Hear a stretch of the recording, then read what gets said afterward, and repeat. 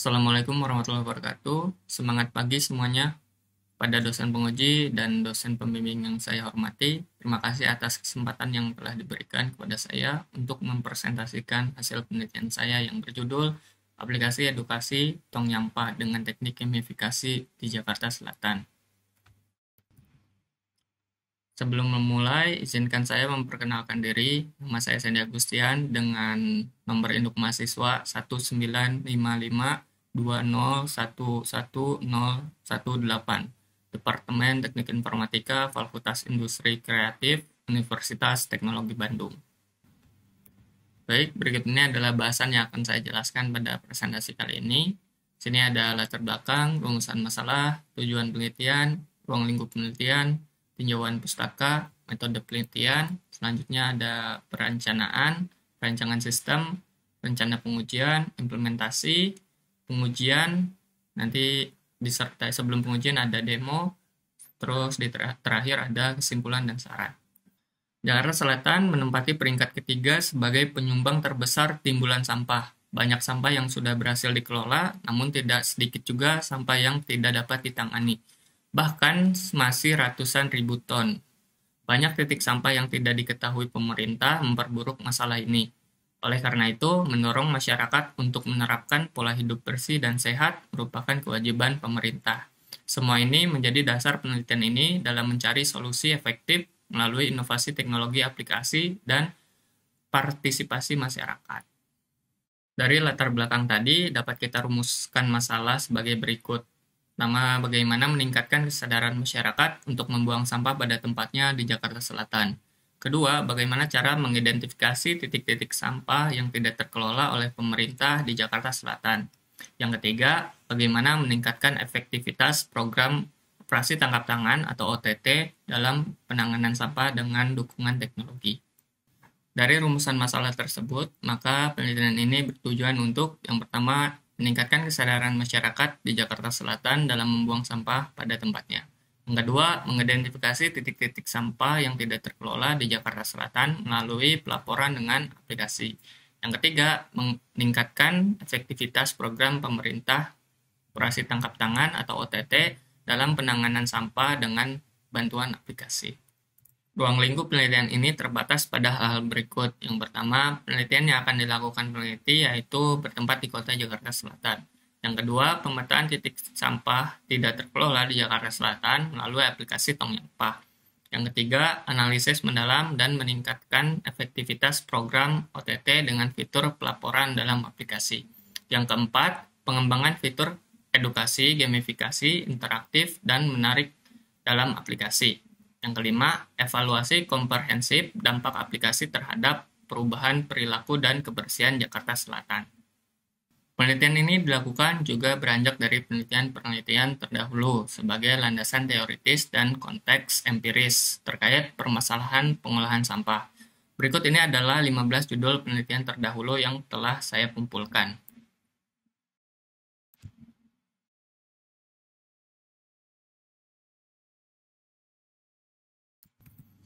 Adapun metode penelitian yang saya gunakan dalam penelitian ini adalah metode penelitian kuantitatif dengan metode pengumpulan data, observasi, studi literatur, dan dataset statistik. Sedangkan untuk metode pengembangan perangkat lunak yang saya gunakan adalah metode Extreme Programming atau XP. Metode Extreme Programming dipilih dalam penelitian ini sebab aplikasi yang hendak dibuat memerlukan waktu yang cukup singkat dengan sumber daya manusia yang terbatas dan berorientasi objek. Selanjutnya, perancangan yang berawal dari kebutuhan pengguna berdasarkan masalah-masalah yang telah dirumuskan ditunjukkan pada tabel user stories berikut.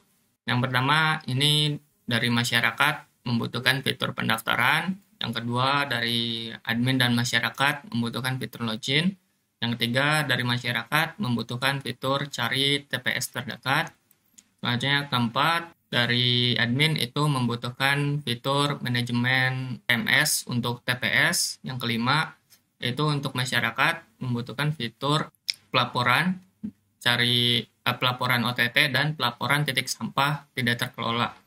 Yang keenam, dari admin itu membuat fitur verifikasi laporan. Yang ketujuh, dari masyarakat yaitu membuat fitur tukar poin dengan avatar.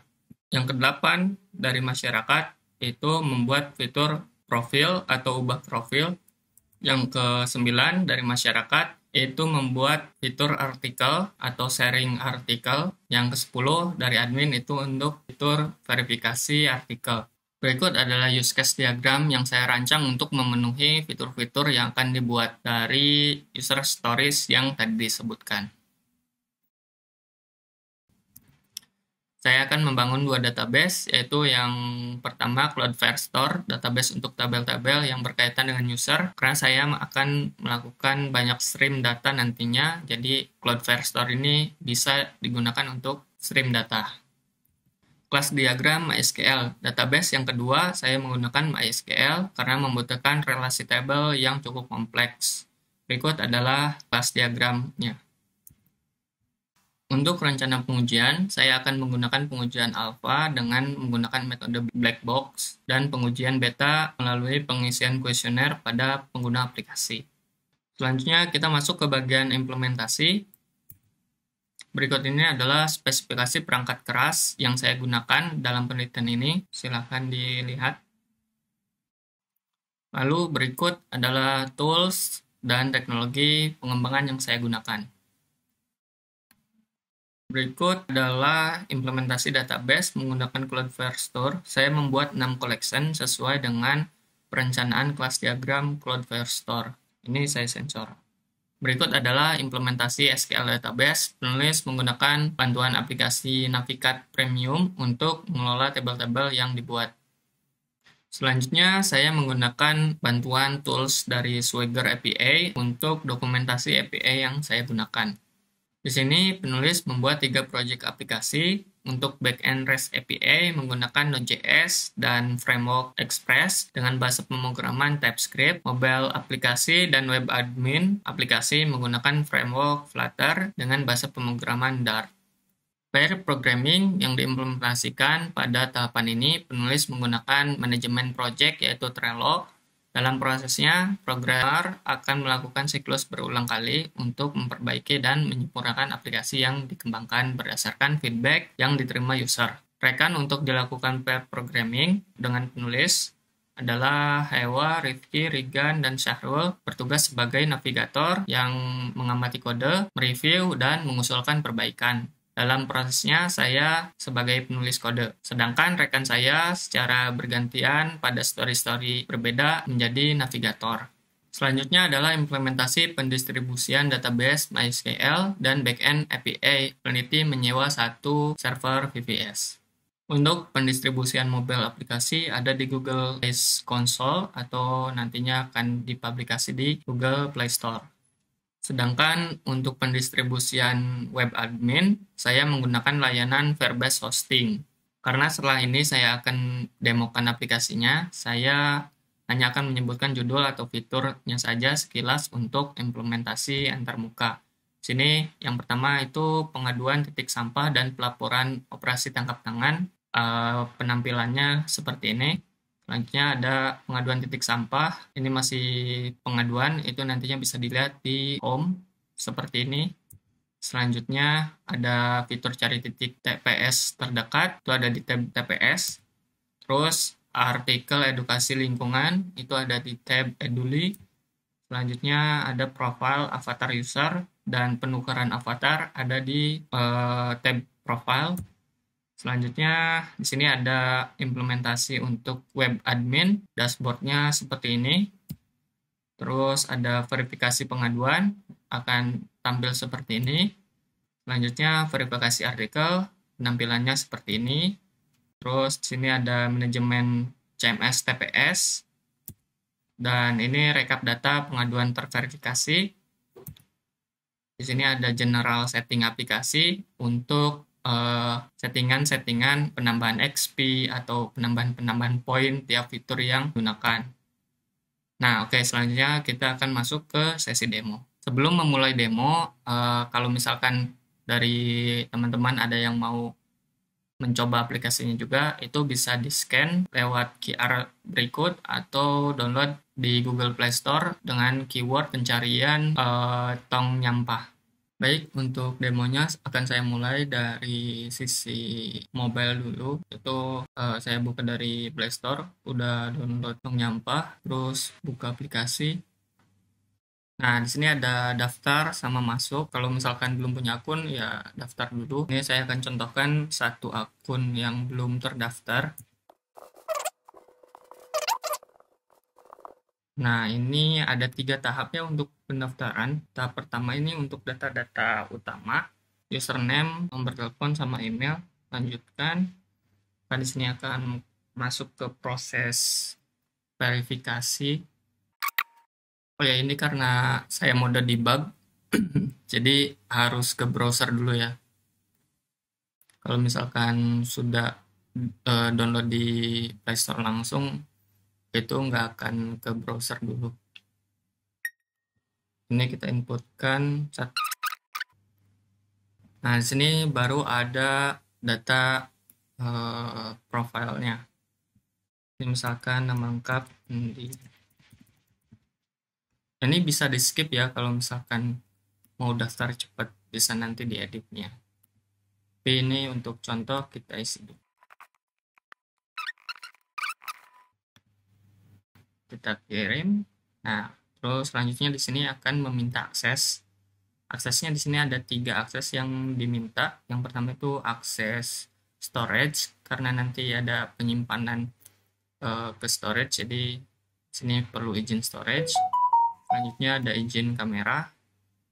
Nanti untuk pelaporan pengaduan harus memotret, jadi harus ada izin kamera dan izin lokasi. Sini pakai yang presisi. Nah, ini tampilan awal untuk aplikasinya. Sini ada kayak badge DJ ya, atau informasi tagline aplikasi. Terus selanjutnya ada di sini ada laporan publik. Nah, ini ada beberapa contoh data dummy-nya. Terus di sini ada informasi dinas. Nanti dinas bisa membuat informasi banner-banner di sini. Dan di sini ada artikel lingkungan 101. Ini artikel yang dibuat oleh dinas khusus. Terus untuk yang pertama kita akan coba masuk ke fitur pelaporan terlebih dahulu, karena fitur utama dari aplikasi ini yaitu pelaporan titik sampah dan OTT ya. Masuk menu yang tengah. Nah, sini ada 2 pilihan, titik sampah tidak terkelola atau operasi tangkap tangan. Kita akan coba salah satu aja, karena flow-nya kurang lebih sama. Kita pakai yang titik sampah tidak terkelola, lanjutkan. Ini bakalan langsung membuka kamera ya. Ini saya potret dulu. Nah, oke. Selanjutnya maka akan diminta keterangan ya di sini. Misalkan keterangannya ada sampah berserakan. Ini contoh. Terus ke bawahnya patokan di jalan A misalkan. Terus baru kirim. Nah, setelah kirim, terima kasih, maka akan langsung kembali ke home. Nah, untuk melihat laporannya ada di mana, itu ada di sini. Buka aja maps-nya terbesar. Sebenarnya itu udah masuk ke sini. Dan lihat daftar. Status awal dari pelaporan yang saya bikin tadi, itu adalah menunggu. Nah, ini. Kalau kita lihat, ada di sini. Oke, itu untuk siklus fitur pelaporan. Dan untuk pelaporan OTT kurang lebih sama, cuman nanti yang membedakan dari potretnya, fotonya. Fotonya kalau misalkan titik sampah ya titik sampah tidak terkelola harusnya. Kalau OTT ya berarti ada orang lagi buang sampah sembarangan, itu dilaporkan. Nah, oke, untuk fitur selanjutnya, di sini ada TPS atau cari rute ke TPS terdekat. Ini akan otomatis membuat maps. Nah, ini adalah titik-titik TPS yang ada di sekitar saya. Nah, ini juga data-data dummy yang saya bikin. Contoh ini yang paling terdekat adalah ini ya. Ini ada TPS Mampang, karena kebetulan saya tinggal di Mampang ya. Terus untuk di sini ada beberapa filter juga. Eh, ini TPS 3R, TPS, ada TPA, composting, dan bank sampah. Semuanya berfungsi dengan baik. Oke, kembali lagi ke sini. Oh iya, ini ada mode daftar juga. Nah, oke, kita kembali lagi ke Maps. Ini sebenarnya bisa cari rute ke TPS. Ini bakalan langsung membuat rute ke Google Maps. Nah, rute ke TPS, bikin rute. Jaraknya di sini cuma berapa kilo? Misal jalan kaki 17 menit, cuman 1,7 kilo ya. 1,2 kilo. Nah, itu untuk rute, cari rute TPS terdekat. Baik, untuk fitur selanjutnya itu ada manajemen artikel atau sharing artikel dengan nama fitur Eduli, edukasi lingkungan. Sini ada apa namanya? Artikel-artikel contoh yang sudah saya buat dengan akun saya sendiri karena ini saya beda akun ya. Terus ini bisa difilter juga, populer, ada yang daur ulang, lingkungan hidup, sama pengolahan sampah sini. Semua filternya berfungsi dengan baik.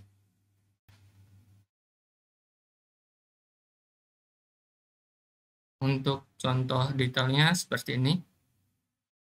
Ini adalah contoh detail dari artikelnya. Nah, baik untuk misalkan di akun ini saya mau sharing artikel, tinggal klik di sini pojok kanan atas tadi. Nah, saya belum bikin artikel sama sekali di akun Undi ini. Di sini saya akan coba bikin satu artikel. Untuk membuatnya artikel ini kita ada manajemennya di sini ya, kayak buat ukuran teks, terus ada kutip, apa quotes, ada bold, italic, underline dan lain-lain di sini manajemennya. Nah, untuk kontennya sendiri saya udah copy ya untuk sampel. Saya akan langsung tempel aja di sini. Ini sampelnya. Nah, sekarang coba saya tambahkan image ya di sini. Ini akan saya tambahkan image ini misalkan. Tunggu dia lagi upload. Ini sudah upload image, akan jadi seperti ini. Nah, terus setelah buat konten, ini ada dua pilihan ya. Untuk simpan ke draft atau langsung publish artikel. Nah, di sini akan saya contohkan dulu untuk kalau misalkan simpan ke draft. Nah, bedanya apa? Kalau ke draft berarti kita bisa manage atau ngeditnya secara berangsur-angsur gitu artikelnya. Misalkan hari ini bikin sebagian, nextnya bikin lagi sampai selesai, nah baru publish. Nah, kalau misalkan masih statusnya draft, itu harusnya tidak ada di sini ya. Ini di public belum ada, jadi memang masih draft. Oke, untuk draft ini coba kita publish untuk konten sampelnya. Ini akan kita update dan publish artikel. Ini ada beberapa inputan yang harus diisi. Yang pertama itu cover ya. Cover saya udah nyiapkan juga. Ini cover contohnya. Terus judul artikel. Ini coba saya isi judul artikelnya pengolahan sampah. Selanjutnya di sini kategorinya kita sesuaikan dengan kategori konten kita. Ini pengolahan sampah. Untuk tagsnya di sini saya akan masukkan dua tags, misalkan sampah. Untuk menambahnya pakai koma, baru tambah lagi apa pengolahan sampah misalkan. Selesai. Nah, ini inputannya sudah saya isi semua. Saya akan coba publish. Nah, oke. Ini artikelnya sudah tidak lagi di draft ya. Harusnya sudah ada di pending. Nah, sudah ada di status pending. Nah, ini selanjutnya kita akan nanti kita sekalian buat approval artikel sama pengaduan komplain yang sebelumnya kita bikin ya. Di sini masih belum muncul untuk artikel yang sudah tadi kita buat karena statusnya masih pending. Oke, kita lanjut dulu ke fitur selanjutnya itu profile. Nah, ini bisa kita lihat di sini ada beberapa info kayak ini ada avatar yang default, terus ada nama, terus ada apa namanya username sama bio yang tadi kita bikin di pendaftaran. Nah, ini total XP yang akun ini sudah ada 15 XP. Ini dari mana? Ini dari pembuatan pengaduan dan pembuatan artikel yang tadi. Pembuatan pengaduan itu mendapatkan 5 XP, sedangkan artikel itu dapat 10 XP, jadi total 15. Nah, untuk apa namanya? Poin-poin yang XP atau poin ataupun pencapaian ini nanti ada manajemennya atau settingan-settingannya di web. Oke, coba kita ke fitur avatar dulu. Jadi di fitur avatar ini ada beberapa avatar-avatar dasar yang diberikan. Contohnya yang ini kita bisa ganti-ganti nih untuk avatar dasarnya. Kalau misalkan saya udah mengumpulkan banyak poin nantinya, oh ya poin ini didapat dari kalau misalkan pengaduan yang kita bikin itu diverifikasi itu bakal menjadi poin ataupun artikel yang kita bikin itu diverifikasi itu bakalan menjadi poin. Nah, nanti kita buktikan untuk pendapatan poinnya lewat prover. Nah, kalau misalkan udah dapat poin nih, nanti bisa ke toko avatar Epic di sini. Nah, ini ada avatar-avatar sampel ya. Sorry, ya avatar-avatar Epic. Di sini unik-unik untuk warna-warnanya. Bahkan yang putih ini nih, nanti kita mau yang putih bisa ditukar. Karena belum punya poin, jadi belum bisa. Oke, selanjutnya untuk fitur edit profile ya. Edit profile itu ada di sini. Edit profile, ini profilnya. Misalkan saya edit ya di sini di Rabni 03 misalkan. Di Rabni aja. Saya coba kita update data. Update berhasil, maka datanya harusnya sudah berubah ya di Rabni 03. Nah, untuk fitur-fitur di mobile saya rasa udah semua kita sampaikan. Oh iya, untuk utilitiesnya itu atau settingan aplikasi di sini ada notifikasi juga sama setting di sini cuman info umum sama untuk logout. Baik, ini adalah untuk tampilan dashboard admin ya.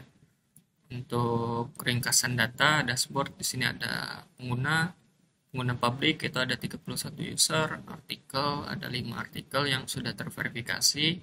Terus ada 17 TPS juga yang sudah terverifikasi ya, atau yang sudah dibuat publik. Terus di sini ada pengaduan OTT, pelaporan. Ini yang sudah verifikasi ya yang muncul di sini. Ada pengaduan titik sampah sama total pengaduan. Terus untuk fitur selanjutnya itu ada verifikasi komplain. Nah, untuk apa namanya komplain yang sudah kita bikin di awal itu ada di status pending harusnya. Nah, ini ya sudah muncul di sini. Nah, di sini kita bisa lihat detailnya, pelacakan status, terus kategori, sampai dengan titik maps-nya ya, ada di sini. Terus untuk konfirmasinya gimana? Konfirmasinya itu ada di konfirmasi pengaduan. Saya tinggal pilih. Nah, ini kita pilih verify, lalu kita submit. Nah, maka statusnya langsung verify. Nah, coba kita cek ke mobile. Ini seharusnya sudah nambah ya, nambah 5 poin. Nambah 5 XP dan 10 poin. Karena kita sudah memverifikasi satu laporan. Satu laporan ini itu setara dengan 10 poin dan 5 XP yang sudah diverifikasi. Verifikasi artikel ini juga sama, ada di status pending. Nah, ini untuk detailnya seperti ini. Nah, di sini kita tinggal pilih konfirmasi. Kita pilih yang publish. Nah, ketika ini sudah oke. Nah, ini status saat ini jadi published. Maka status di mobile-nya juga akan update, poinnya nambah jadi nambah 20 ya. Nah, untuk prover artikel dia tidak nambah XP berarti ya. Nah, oke, selanjutnya kita masuk ke manajemen CMS TPS. Sini truth lah ya. Secara singkatnya ini adalah fitur CRUD untuk nambah titik-titik TPS. Nah, misalkan kita coba contoh nambah artikel, misalkan ambil apa ini namanya file fotonya. Saya akan ngambil sembarang aja ya di sini. Ini tes TPS, ini tes, detail alamatnya Jaksel, latitude-nya 0 aja ya. Ini untuk tes. Tipenya misal di sini TPS. Submit. Nah, maka seharusnya akan ada tes TPS. Nah, ada tes TPS. Coba kita lihat detailnya. Nah, detailnya kurang lebih seperti ini, sama dengan data yang di input tadi. Tes TPS, tes lokasi Jaksel, karena titiknya 00, jadi di sini ada di laut kayak. Oke, kita kembali lagi. Terus kita coba update ke Google Maps. Coba kita ambil satu titik Google Maps secara sembarang aja ya. Kita akan sekalian coba untuk update ya. Tur update. Ini tes TPS, edit. Filenya tidak akan saya rubah ya. Ini saya akan update jadi latitude longitude-nya jadi ada ya. Submit. Nah, coba kita lihat lagi detailnya. Salah. TPS. Nah, ini. Maka seharusnya ada di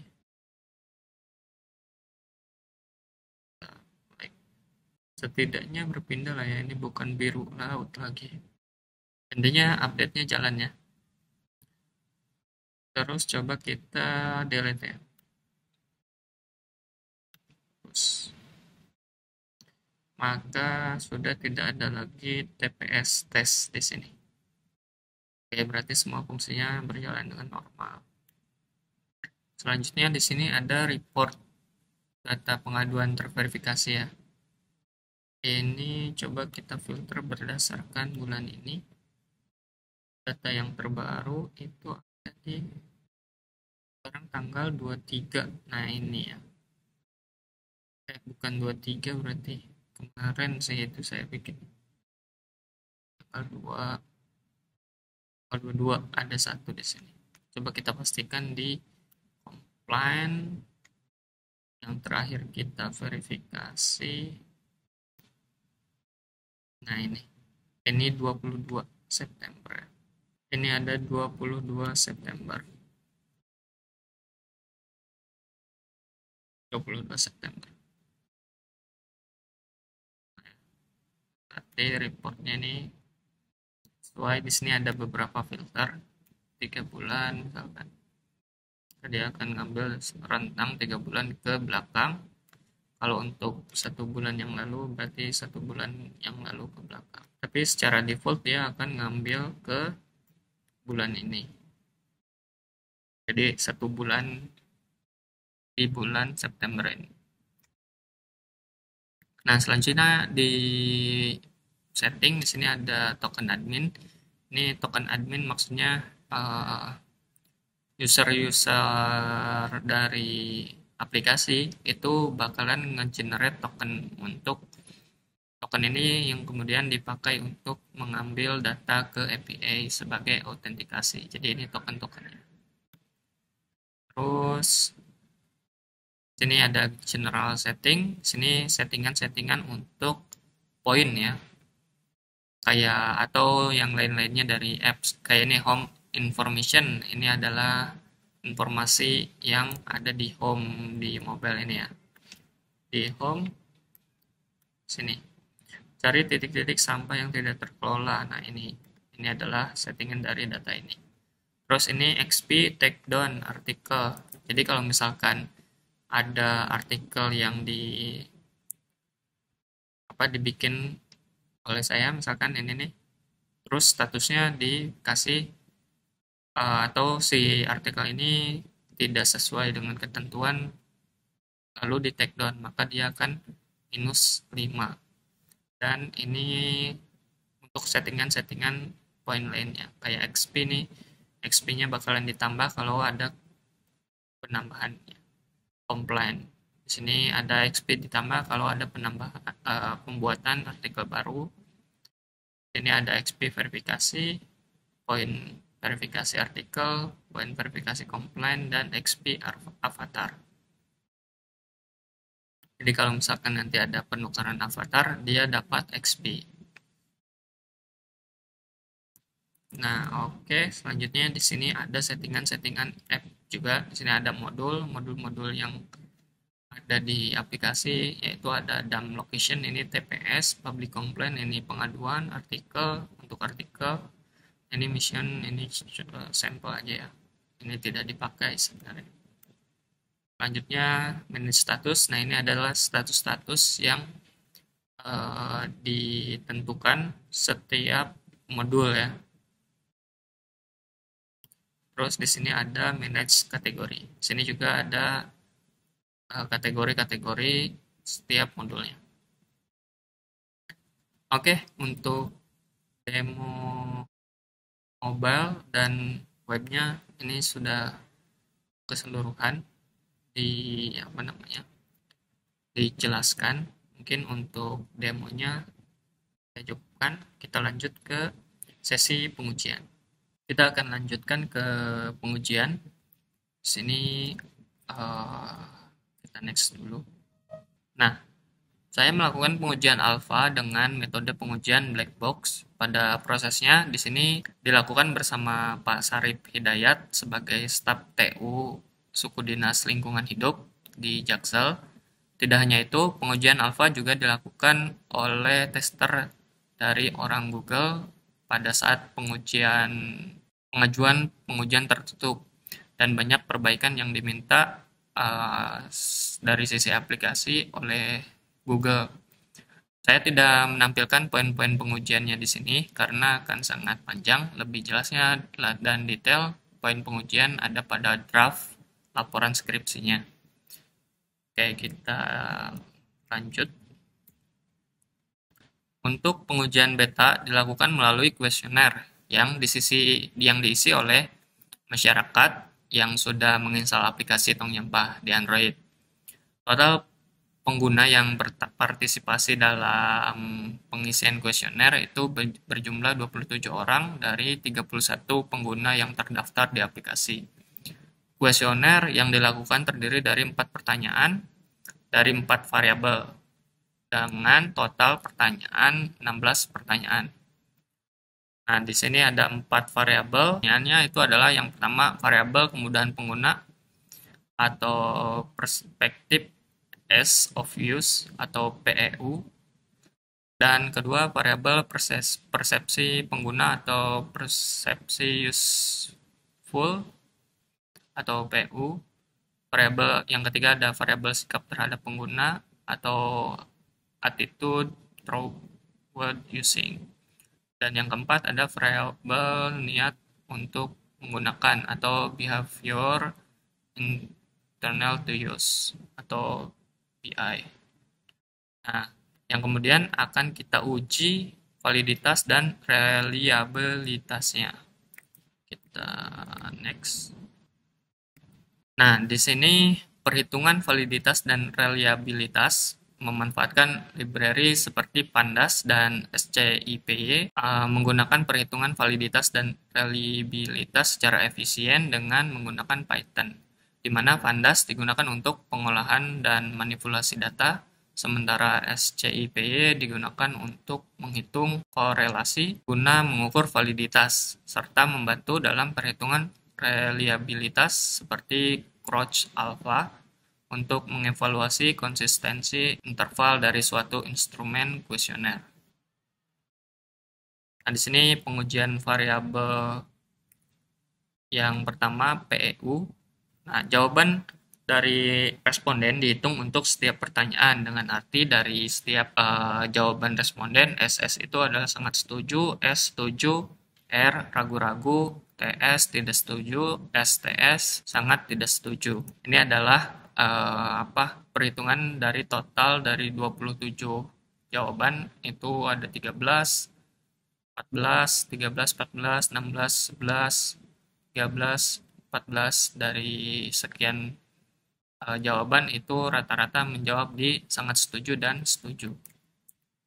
Oke, selanjutnya untuk perhitungan validitas dan reliabilitas. Untuk menguji validitas, kita harus membandingkan antara R hitung dengan R tabel. R hitung didapat dari hasil perhitungan script Python yang sebelumnya saya jelaskan, sedangkan R tabel itu didapat dari dataset tabel yang bersumber dari modul yang ditulis oleh Dewi pada tahun 2018 yang berjudul Modul Uji Validitas dan Reliabilitas. Pada draft dapat dilihat itu ada di gambar 2.14. Jika nilai R hitung lebih dari nilai R tabel, dapat dikatakan itu valid. Dan di sini untuk setiap pertanyaan PEU itu semuanya dikatakan valid. Selanjutnya di sini ada reliabilitas. Untuk menilai reliabilitas adalah memastikan nilai alpha crouch dari hasil perhitungan Python dari variabel tersebut lebih dari nilai minimum alpha crouch yaitu 0,70 ya, 0,70. Maka di sini untuk variabel pertanyaan PEU dinyatakan valid karena mendapatkan hasil lebih dari 0,7 yaitu 0,85. Nah, selanjutnya dari masing-masing pertanyaan kita akan hitung ke skala Likert. Di sini adalah untuk menghitung tingkat persetujuan dari sebuah pertanyaan pada kuesioner. Kemudian untuk keperluan analisis kuantitatif, maka jawaban tersebut dapat diberi bobot dan nilai. Nah, untuk menghitung skala Likert kita menggunakan rumus. Di sini tingkat persetujuan jumlah dari bobot nilai dikali jumlah jawaban dibagi bobot nilai tertinggi dikali jumlah sampel, terus dikalikan 100%. Maka dari hasil variabel pertanyaan PEU1 di sini mendapatkan nilai 89,62%. Nah, selanjutnya di sini masih perhitungan yang sama untuk variabel PEU2 mendapatkan nilai 90,37%. Ini juga untuk PEU3 perhitungan yang sama masih sini mendapat 91,85%. Selanjutnya di sini juga ada PEU4. Sini mendapatkan 89,62%. Nah, ini untuk variabel selanjutnya yaitu untuk PU. Ini kurang lebih sama kayak yang di awal. Penjumlahan dari masing-masing pertanyaan setiap jawaban kuesioner. Dan sini validitasnya untuk semua variabel PEU 1, 2, 3, dan 4 itu dinyatakan valid. Untuk reliabilitasnya juga dinyatakan valid karena mendapat nilai 0,805 ya. Selanjutnya, di sini ada perhitungan skala Likert untuk PU1 mendapatkan hasil 88,88%. Untuk PU2 itu dapat 89,62%. Untuk PU3 mendapatkan nilai 88,88%. Untuk PU4 mendapatkan nilai sama 88,88%. Dan selanjutnya di sini untuk variabel ATU ya, sikap terhadap penggunaan. Ini perhitungannya. Dan di sini untuk validitasnya dinyatakan semua variabel ATU 1, 2, 3, 4 itu dinyatakan valid semua. Untuk reliabilitasnya, variabel ATU ini juga dikatakan reliable karena melebihi jumlahnya melebihi dari 0,70. Terus di sini untuk skala Likert masih dengan rumus yang sama. Ini mendapatkan 88,88% KTU1. Untuk KTU2 itu mendapatkan 90,37%. Untuk KTU3 mendapatkan nilai 88,14%. Dan ATU4 mendapatkan nilai 86,66%. Selanjutnya di sini untuk variabel BI. Nah, untuk validitas variabel BI itu dinyatakan valid semua untuk variabel BI 1, 2, 3, dan 4. Untuk reliabilitasnya, variabel BI ini dinyatakan reliable karena mendapatkan nilai 0,878. Untuk perhitungan skala Likertnya, di sini untuk BI1 mendapatkan nilai 82,96%.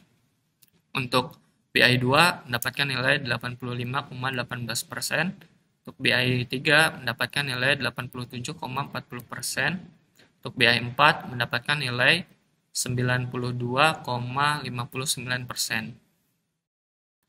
Nah, selanjutnya di sini ada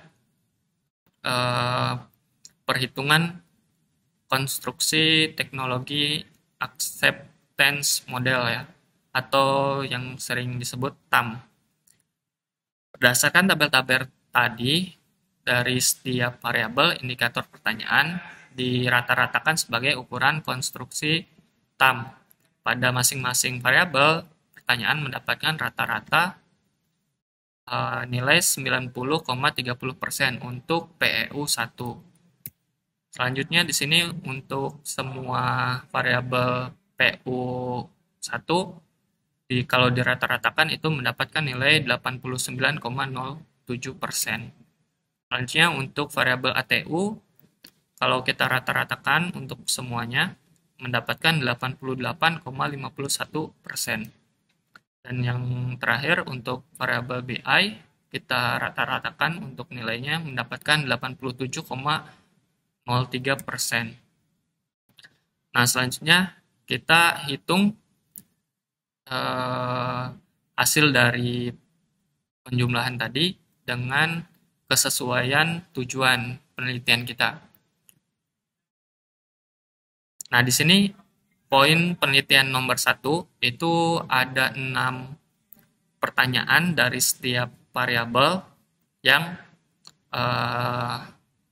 berkaitan dengan penelitian 1. Itu kita hitung dengan menambahkan semua jumlah dari persentase pertanyaan dan dibagi 6 dari banyaknya pertanyaan yang berhubungan dengan penelitian 1. Itu mendapatkan 88,88% hasil dari tingkat persetujuannya. Nah, sedangkan untuk tingkat persetujuan untuk tujuan penelitian nomor 2 sama dari 6 pertanyaan dari setiap variabel kita jumlahkan itu mendapatkan 87,28%. Nah, untuk tujuan penelitian nomor 3 masih dengan 6 pertanyaan yang berkaitan, yaitu mendapatkan 92,59%. Nah, maka dari itu kita bakalan dapat menarik kesimpulan. Di sini, ringkasan hasil kesimpulan berdasarkan penerapan ini dapat disimpulkan bahwa aplikasi Tong Sampah berhasil meningkatkan kesadaran masyarakat di Jakarta Selatan untuk membuang sampah pada tempatnya dengan tingkat persetujuan responden sebesar 88,88%. Aplikasi Tong Sampah efektif dalam mengidentifikasi titik-titik sampah yang tidak terkelola di Jakarta Selatan melalui pelaporan oleh pengguna dengan tingkat persetujuan responden sebesar 87,28%. Dan yang ketiga, aplikasi Tong Sampah terbukti meningkatkan efektivitas program operasi tangkap tangan atau OTT dalam penanganan sampah dengan bantuan aplikasi dan tingkat persetujuan responden sebesar 89,38%. Nah, mungkin ini daftar pustaka yang saya kutip dari berbagai referensi.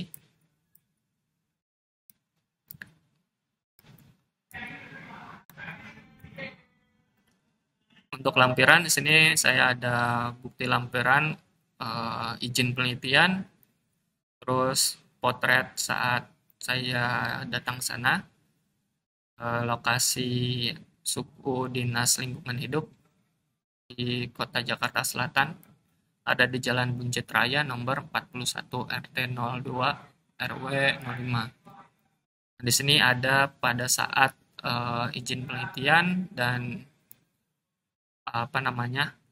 pengujian dengan Pak Sarip. Terus di sini ada saya observasi lapangan untuk titik-titik TPS. Dan di sini yang terakhir foto saat laporan aplikasi sudah jadi dengan Bu Latifah selaku Ketua Staf TU ya, Kepala Suku Bagian Staf TU.